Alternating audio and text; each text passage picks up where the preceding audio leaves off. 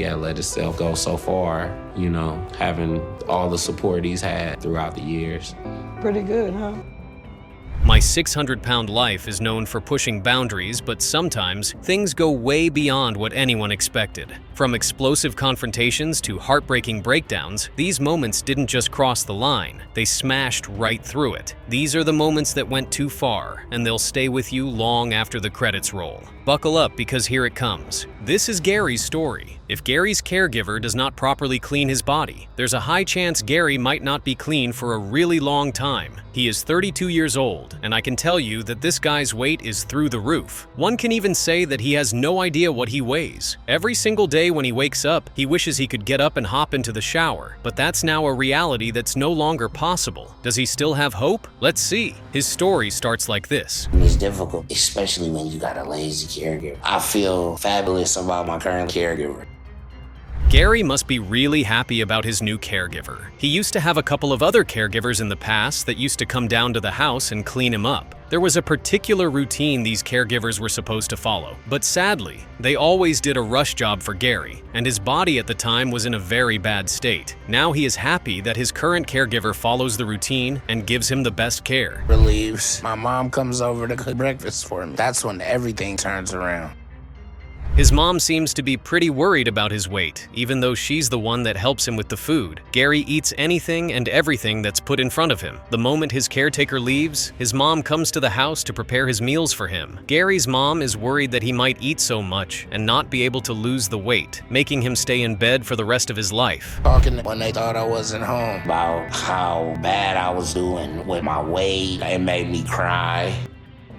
Guess that's where things started to fall out of line for Gary. His mom always made sure that he was well fed right from when he was a baby. He overheard his siblings talking about how fat he was and how they didn't like it. That hurt him, and that's when Gary actively started to use food as a coping mechanism. High school was even worse because he became very insecure about his body and ran to food, which always made him feel better. In a matter of weeks, I was hanging with celebrities and living large. Around this time, my cousin introduced me to crystal meth, so I tried it. I did it for 2 days in a row.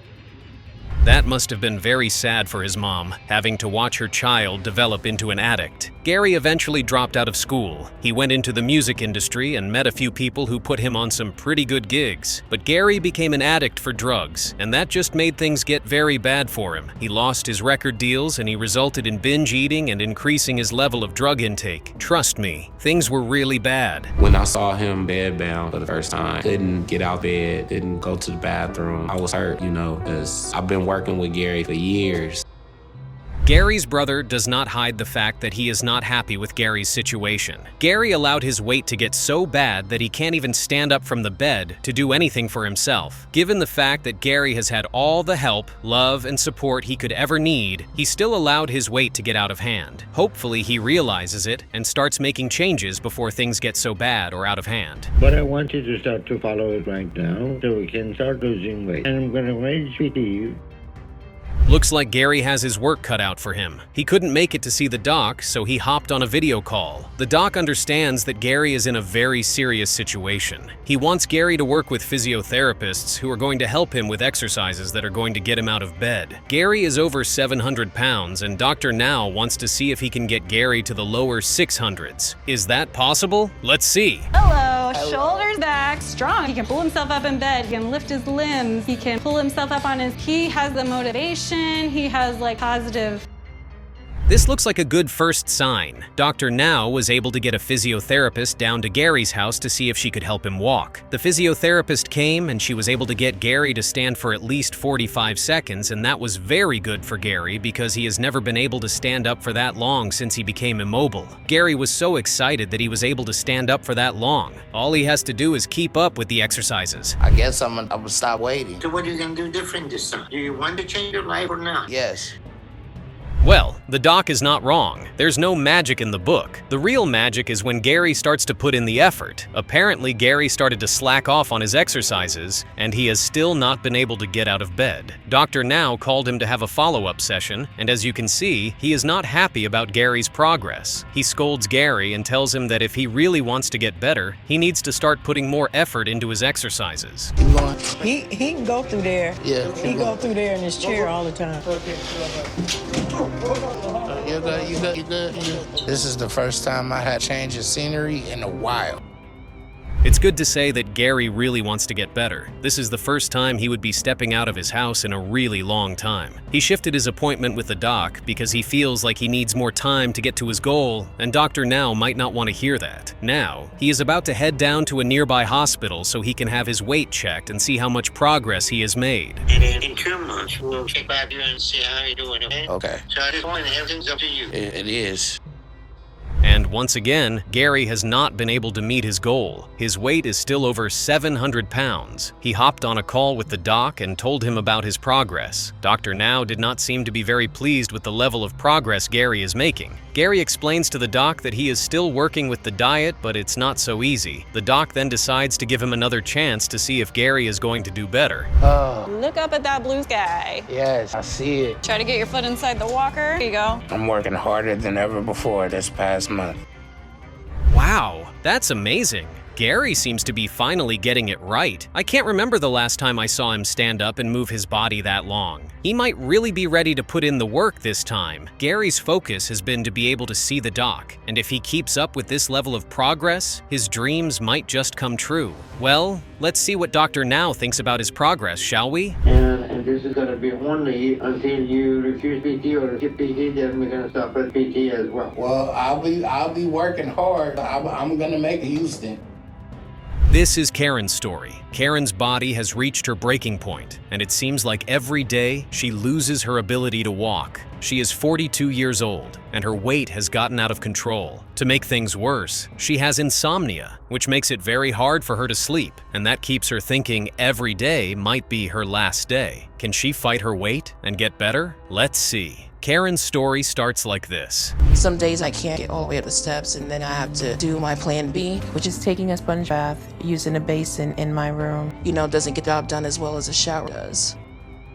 You can pretty much understand why Karen does not like the way things are. There's so much that she wishes she could change about her life. Karen finds it difficult to have her bath every day because she has to walk 16 stairs to get to the bathroom. She is already so exhausted by the time she gets to the bathroom, and this makes her rely on her daughter to help her take a shower. Karen does not like that she has to, but there's not much of a choice. Like suddenly I feel like I can't breathe or my chest is tight. The fact that I'm winded just walking from my bedroom to the bathroom is not good.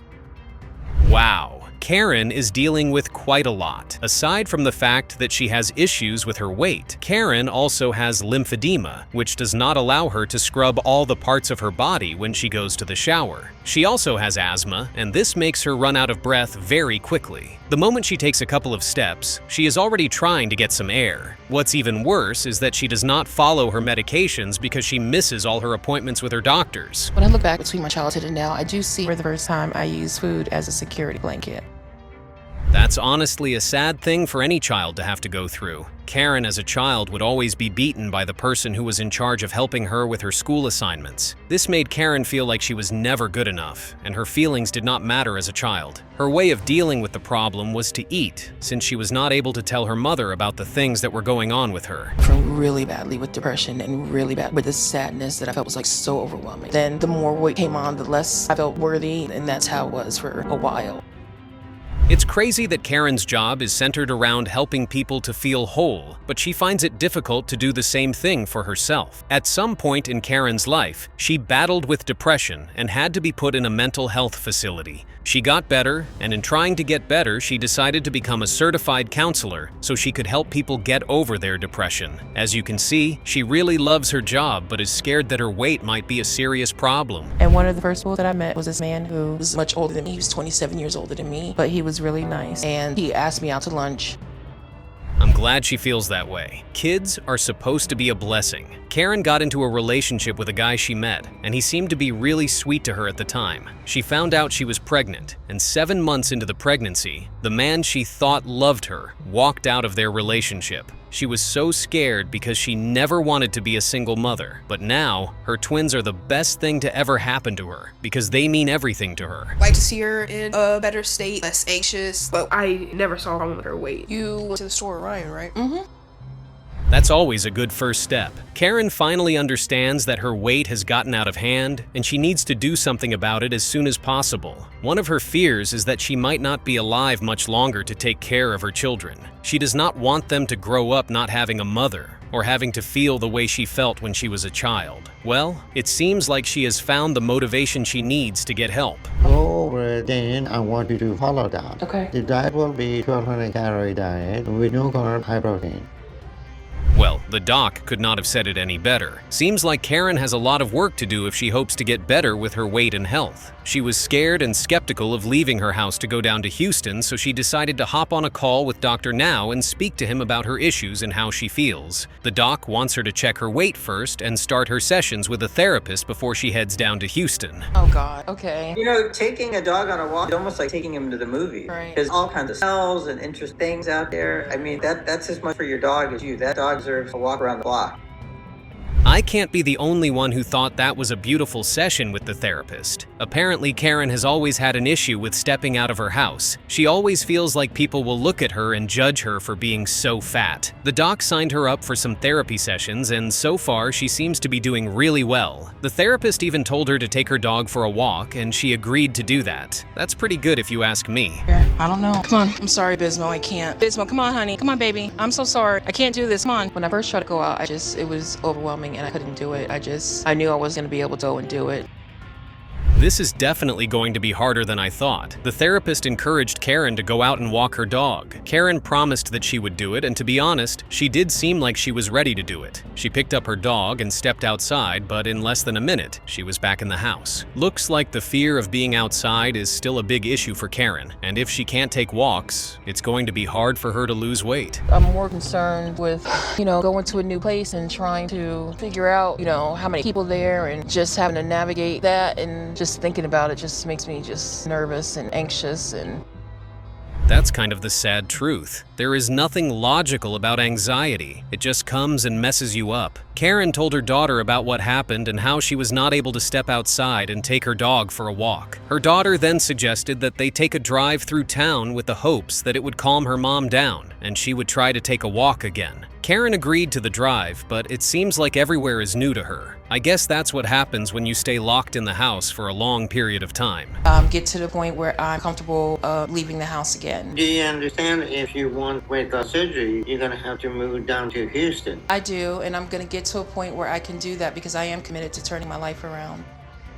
Well, the doc is not giving up on Karen. She hopped on a call to tell the doc about her progress, and it was not so encouraging. She exclaimed to Dr. Now that she has not been able to go out, and she's going to need some more time to work on her anxiety. The doc then tells her that he is going to send someone down to check her vitals and know if she's okay health-wise, and if she has any hopes of having weight loss surgery. So, I might have still probably lost close to 100 pounds. Well, I'm glad that you are under 604, so what I need to see from you is that stay on track.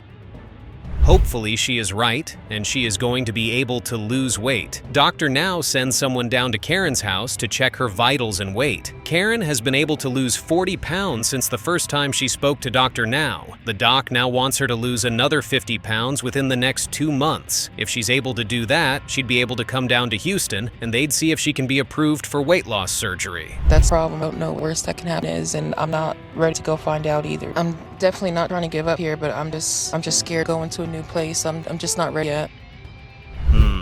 Seems like Karen is still not ready to face the public. She went with her daughter to a local hospital nearby, and the most unexpected thing happened. She had a doctor there, and when the doctor saw Karen, she started to act really weird, and it made Karen so scared, and now she feels like she does not want to be outside anymore. Even her daughter is not happy about the situation. Let's see how her next appointment goes. And if you want to keep working with Dr. Paradise on your atopia, we can continue with that.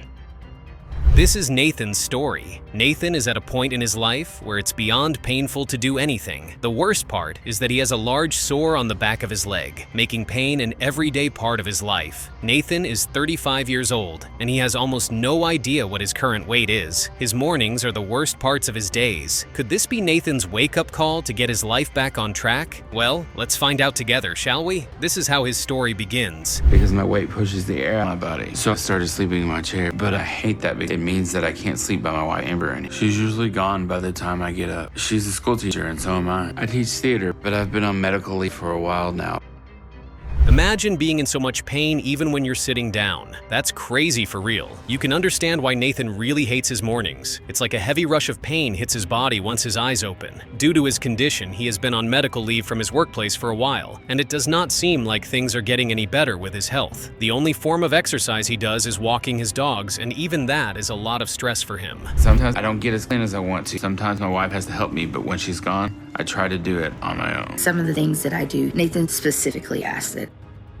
Ugh! The sight of that wound is going to make me throw up. Nathan's lymphedema has gotten so bad that liquid now spills out of his leg on a regular basis. Once he is done with his shower, he has to keep the wound dry so it does not get infected and get to a state that is worse than what it already is. Phew.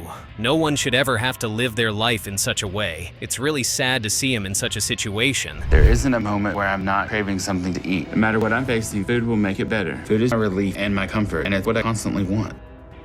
Looks like we know what keeps him going. Nathan already hates his life and his current situation. The only thing that keeps him going is the fact that he can eat as much as he wants to. Food is the only thing that allows him to stay happy. When he eats, he forgets about his health situation, and for a moment, he can breathe some form of fresh air. Phew. I wonder how he became so addicted to food in the first place. Because it made me happy. But the downside of that, obviously that led me putting on weight. I didn't realize it at first. But in junior high, when I was 13, that's when the bullying really started because of my weight. Because I got up to over 250 pounds by then.